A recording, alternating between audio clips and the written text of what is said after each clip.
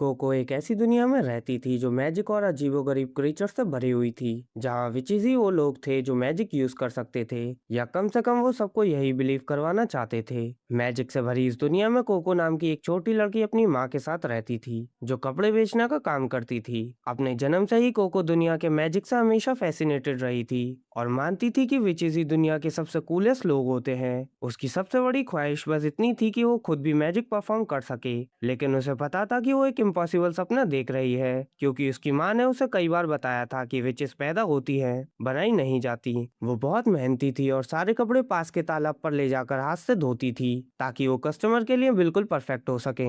यहाँ तक कि वो तालाब भी एक विच का ब्लेस था, क्योंकि चाहे कुछ भी हो वो तालाब मैजिक की मदद से खुद को साफ कर लेता था, ताकि ह्यूमंस उसका यूज कपड़े धोने और नहाने के लिए भी कर सकें बिना पानी को खराब किए, जो वहाँ रहने वाले एनिमल्स के लिए भी एक लाइफ सोर्स था। कोको सारे कपड़े धोने के बाद वापस घर लौट आती है और उन्हें सुखाने के लिए छत के ऊपर चढ़ जाती है। एक विच बनने के नाटक करते हुए जो चीजों को उड़ा सकती थी, वो अचानक अपने ऊपर एक फ्लाइंग हॉर्स कैरेज देख लेती है। हवा में मैजिक देखकर वो बहुत खुश हो जाती है, लेकिन उसकी सरप्राइज और हैप्पीनेस तब और बढ़ जाती है जब वो कैरेज उसके घर के पास नीचे उतरने लगती है। वो तुरंत एक्साइटेड हो जाती है और सीढ़ियों से नीचे भागकर अपनी माँ को बताने जाती है, लेकिन जैसे ही वो दरवाजा खोलती है वो एक सफेद बालों वाले आदमी से टकरा जाती है, जो डिस्काउंट गोजो सातोरू बनने की कोशिश कर रहा होता है। वो तुरंत उससे माफी मांगती है और वो आदमी मुस्कुराते हुए कहता है कि गलती उसकी थी, क्योंकि वो गलत जगह खड़ा था। इससे पहले कि वो कुछ जवाब दे पाती, वो कुछ औरतों को दुकान में बिकने वाले कपड़ों को देखते और ये डिस्कस करते सुन लेती है कि उन्हें यकीन नहीं हो रहा कि इतनी अमेजिंग फैब्रिक्स उन्हें इतनी सुनसान जगह के बीच मिल रही हैं। ये सोचकर कोको का दिल खुशी से भर जाता है कि शायद यही लोग फ्लाइंग कैरेज में आए हैं, लेकिन गोजो उसे बताता है कि वो असल में उनके साथ नहीं है। कोको की माँ उसे कहती है कि वहाँ खड़ी रहना बंद करे और कस्टमर्स की हेल्प करे।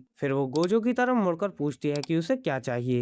गोजो जवाब देता है कि वो एक खास स्मोक कलर फैब्रिक ढूंढ रहा है, लेकिन साथ ही कहता है कि अगर वो लोग अभी बिजी हैं तो वो बाद में वापस आ सकता है। कोको बीच में बोल पड़ती है और उसे टेंशन न लेने को कहती है, क्योंकि वो फैब्रिक ढूंढने में उसकी हेल्प कर सकती है। गोजो थोड़ा सरप्राइज होता है क्योंकि कोको काफी छोटी लग रही होती है, लेकिन उसकी माँ उसे कहती है कि टेंशन की कोई बात नहीं, क्योंकि वो सेफ हैंड्स में है। कोको तुरंत अपनी माँ की तरफ मुड़कर पूछती है कि काम खत्म होने के बाद क्या वो बाहर जाकर फ्लाइंग कैरेज को देख सकती है। उसकी माँ तुरंत उसे याद दिलाती है कि कस्टमर्स की प्रॉपर्टी के साथ छेड़छाड़ करना अलाउड नहीं है, लेकिन कोको प्रॉमिस करती है कि वो सिर्फ दूर से देखेगी और उसके पास भी नहीं जाएगी। आखिरकार उसकी माँ मान जाती है और कोको खुशी खुशी गोजो के पास लौटकर उससे मेजरमेंट लेती है और फिर स्टोर के पिछले रूम की तरफ चली जाती है। वो जल्दी से उस कलर का फैब्रिक ढूंढ लेती है जो उस आदमी को चाहिए था और उसे वर्क डेस्क पर रख देती है। फिर वो अपने टूल्स निकालती है और फैब्रिक की लेंथ नापना शुरू करती है। उसके बाद वो चारकोल में डूबी हुई लकड़ी की पेंसिल निकालती है और एंड पॉइंट मार्क करती है। फिर गहरी सांस लेकर एक ही बार में चारकोल से परफेक्टली सीधी लाइन खींच देती है। ये करने के बाद वो शेयर्स निकालती है और उनसे फैब्रिक को एक ही बार में परफेक्टली सीधा काट देती है, बिना एक भी बीट मिस किए। वो अपने काम में इतनी डूब चुकी होती है कि उसे ये तक नोटिस नहीं होता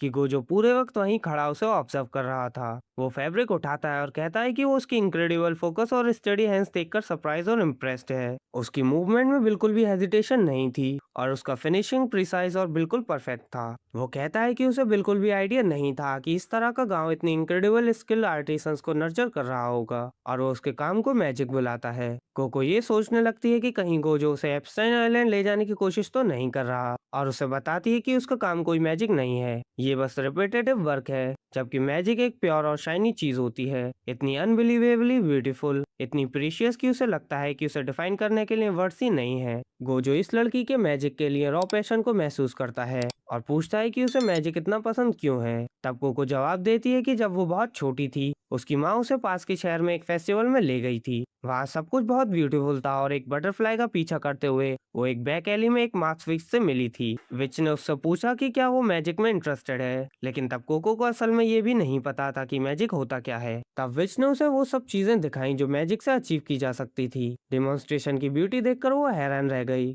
और तुरंत विच से मैजिक बुक और वॉन्ड खरीदने के लिए मान गई। जब वो वापस अपनी माँ के पास गई, उसने अपनी बुक दिखाई और उसकी माँ ने सोचा कि उसे इतनी यूजलेस चीजों पर पैसे क्यों खर्च किए, लेकिन कोको अपनी परचेज से खुश थी और अब भी विच के दिखाए हुए मैजिक के ऑ में थी। फिर उसने अपनी माँ को बताया कि जब वो बड़ी होगी वो एक विच बनेगी और अपने मैजिक का यूज करके दुनिया को और ज्यादा वाइब्रेंट जगह बना देगी। लेकिन उसकी माँ जवाब देती है कि जो वो सपना देख रही है वो पॉसिबल नहीं है, क्योंकि तुम बस डिसाइड करके विश नहीं बन सकते और मैजिक यूज नहीं कर सकते। ये एक ऐसी पावर है जिसके साथ तुम पैदा होते हो, और अनफॉर्चुनेटली ये ऐसी चीज नहीं है जो उन जैसे ऑर्डिनरी लोग पोजेस कर सकें। उस दिन के बाद से ही मैजिक यूज कर पाना उसका सपना बन गया था, और चाहे उसे कितना भी पता हो कि जो वो चाहती है वो इम्पॉसिबल है, फिर भी वो उस सपने को छोड़ नहीं पाती। गोजो इंटरेस्टेड लग रहा था और कुछ बोलने ही वाला था कि अचानक उन्हें बाहर से कुछ आवाजें सुनाई दी, और कोको तुरंत बाहर दौड़कर गई देखने के लिए कि ये कॉमोशन किस बात का है। पता चलता है कि कैरेज उलटकर गिर गई थी, जब ड्राइवर अभी भी हॉर्सेस को कंट्रोल करने की कोशिश कर रहा था। कोको को वहाँ अपने दो दोस्त मिलते हैं और वो बताते हैं कि वो बस कैरेज को पास से देखने की कोशिश कर रहे थे,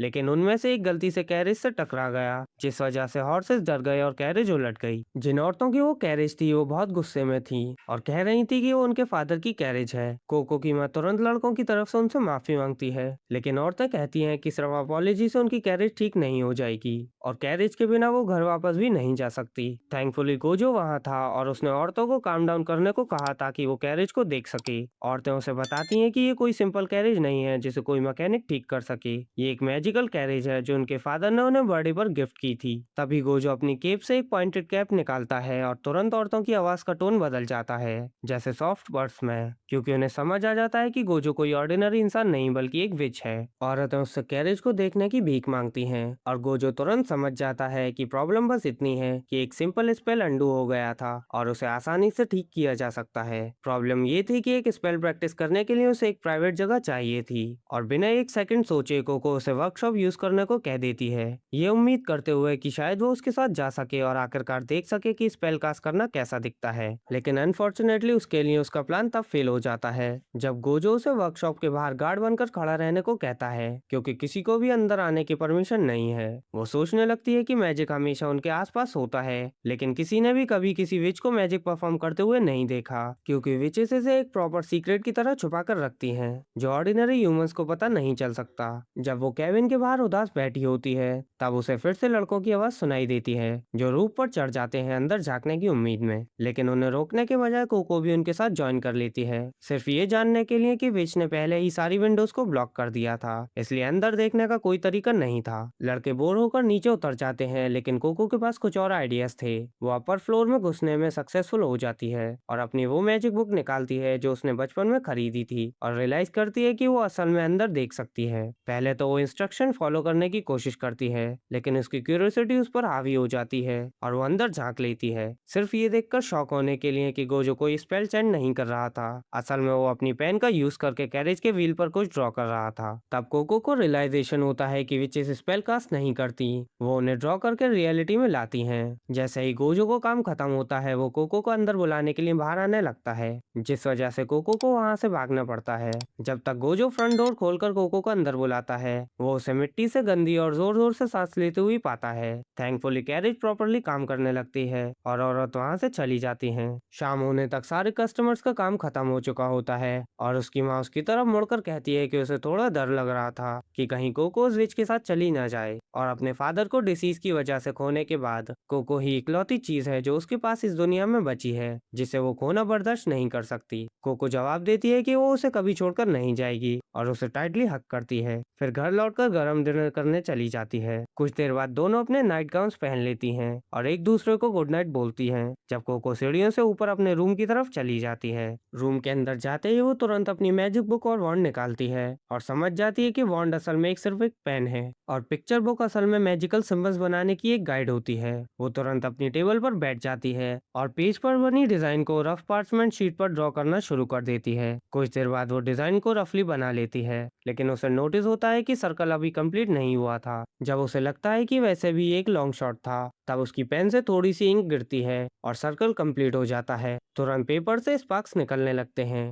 जो उसे पूरी तरह अमेज कर देते हैं और वो खुशी से उछलने लगती है, ये रियलाइज करते हुए कि उसने अभी अभी रियल लाइफ मैजिक परफॉर्म किया है। लेकिन ये बस शुरुआत थी, क्योंकि वो तुरंत बुक में दिए गए अलग अलग मैजिकल सिंबल्स को ट्राई करना शुरू कर देती है और पेपर पर फायर तक स्टार्ट करने में सक्सेसफुल हो जाती है। कई ट्राइस के बाद उसे धीरे धीरे समझ आने लगता है और वो रियलाइज करती है कि जितनी बड़ी ड्राइंग होती है स्पेल उतना ही पावरफुल होता है, और जितनी नीट ड्राइंग होती है स्पेल उतनी देर तक टिकता है। लेकिन बड़ी और नीट ड्राइंग बनाना काफी डिफिकल्ट होता है। वो एक प्लान बनाती है कि ड्राइंग को ट्रेस किया जाए, क्योंकि ये उन्हें कॉपी करने का कंपैरिजन में काफी आसान है। इसलिए वो एक नया पेज खोलती है और नए पैटर्न को ट्रेस करना शुरू कर देती है। अचानक बिना उसके नोटिस किए उसके पीछे डार्कनेस फैलने लगती है, और जैसे ही वो अपना स्पेल कंप्लीट करती है कोई पीछे से उसे पकड़ लेता है और खिड़की से बाहर जंप कर जाता है। वो गोजो निकलता है जो बहुत डरा हुआ लग रहा होता है और पूछता है कि उसने अभी कौन सा स्पेल यूज किया। कोको डर जाती है और जवाब देती है कि उसे कोई आइडिया नहीं, जबकि गोजो हवा में उड़ता रहता है। अचानक उसे कोको की माँ की आवाज सुनाई देती है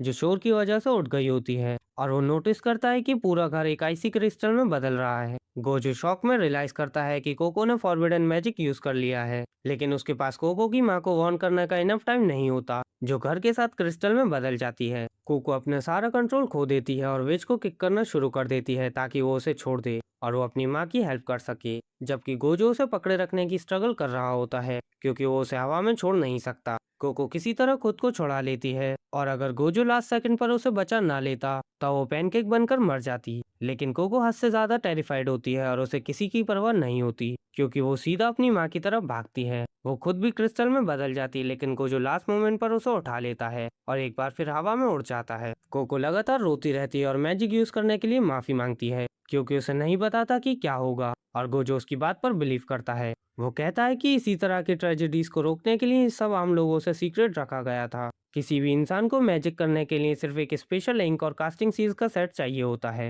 बस इतना ही मैजिक परफॉर्म करने के लिए काफी है। लेकिन विचेस के बीच एक सबसे बड़ा रूल ये है कि ये इन्फॉर्मेशन कभी किसी को रिवील नहीं की जाती, और अब जब कोको सच जान चुकी है तो उसके पास उसकी मेमोरीज इरेज करने के अलावा कोई ऑप्शन नहीं है। लेकिन कोको उसे ऐसा न करने की भीख मांगती है, क्योंकि अगर वो सब कुछ भूल गई तो वो अपनी माँ को कैसे बचाएगी। वो कहती है कि उसे सारी ड्राइंग्स याद हैं और वो बस अपनी माँ को बचाना चाहती है। गोजो अचानक रियलाइज करता है कि जिस इंसान ने उसे ये बुक बेची थी वो शायद विचेस के इविल गैंग्स में से एक हो सकता है, जो विचेस के अगेंस्ट काम कर रहे हैं, और उसे समझ आ जाता है कि इस लड़की की मेमोरीज गैंग के किसी मेंबर्स तक पहुंचने का लिंक बन सकती हैं। कोको पूछती है कि अगर वो पता लगा लें कि बुक किसने बेची थी तो क्या वो उसकी माँ को बचा सकते हैं, और गोजो जवाब देता है कि इस तरह उसे बचाने का एक छोटा सा चांस है। कोको उसे अपनी मेमोरीज इरेज न करने की भीख मांगती है, क्योंकि वो अपनी माँ को बचाने के लिए कुछ भी करने को तैयार है। गोजो पूछता है कि क्या वो हमेशा इस मैजिक को सीक्रेट रखेगी, और कोको मान जाती है। फिर वो पूछता है कि क्या वो सीखने के लिए अपनी पूरी कोशिश करेगी, और कोको सरप्राइज हो जाती है। गोजो रिवील करता है कि अगर अब उसके पास ये नॉलेज रहनी ही है तो सबसे बेहतर ये होगा कि वो मैजिक को कंट्रोल करना सीखे, इसलिए आज से वो भी एक विच है। छोटी कोको के लिए एक्साइटमेंट और फियर दोनों ही बहुत ज्यादा थे, और कुछ ही देर में वो चैन से सो जाती है।